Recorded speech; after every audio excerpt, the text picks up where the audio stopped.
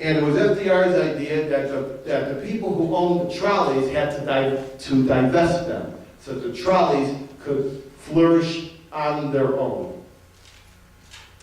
So suddenly, up comes a mysterious group to buy these companies mandated for divestiture. And the name of the company is, anybody know the name? National City Lines. National City Lines.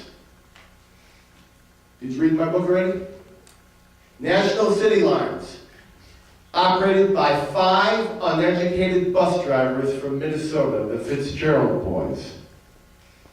And the Fitzgerald boys were suddenly flush with dough. They had millions of dollars. They took the money, they bought up the trolley systems, they pulled up the tracks, they burned the trolleys publicly, and replaced them with oil-consuming motor buses. First one they did was in a place called Galesburg, Illinois, and I believe either second or third on the list was Bloomington, Illinois. And from that came an empire of trolley destruction and an empire of criminal emergence of the oil-consuming motor bus.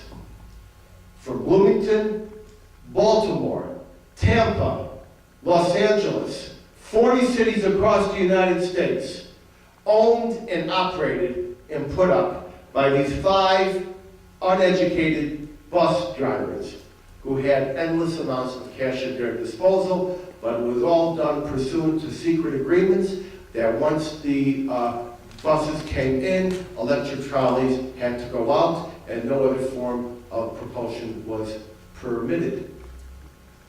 Eventually, J. Edgar got involved. The FBI investigated, and they found that there was a criminal conspiracy. Department of Justice indicted 5 major corporations. General Motors, number 1, assisted by Mack Truck, Phillips Petroleum, Firestone, Standard Oil, the people all with a vested interest in petroleum, for subverting mass transit across the United States. They were indicted, they were tried, and they were found guilty. And they were fined. How much were they fined? Anybody want to guess? No. How much? $100. $5,000. And all their executives were fined. How much were those guys fined? $100. $1. Therefore, that was a huge mass discount.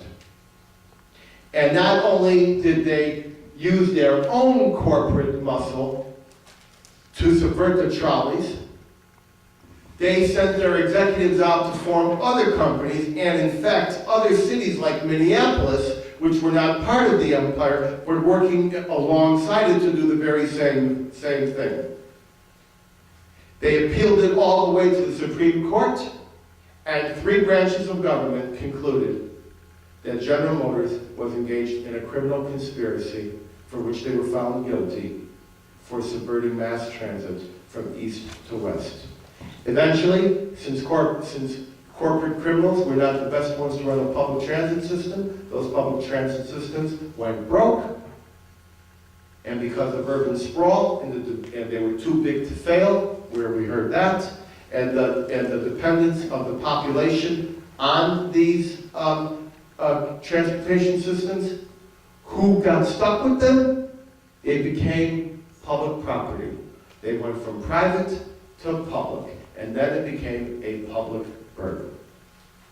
Now, just to put this in perspective, during the 40s, the late 30s and 40s, what was General Motors doing overseas while it was undermining mass transportation in the United States? Anybody know? Anybody want to guess?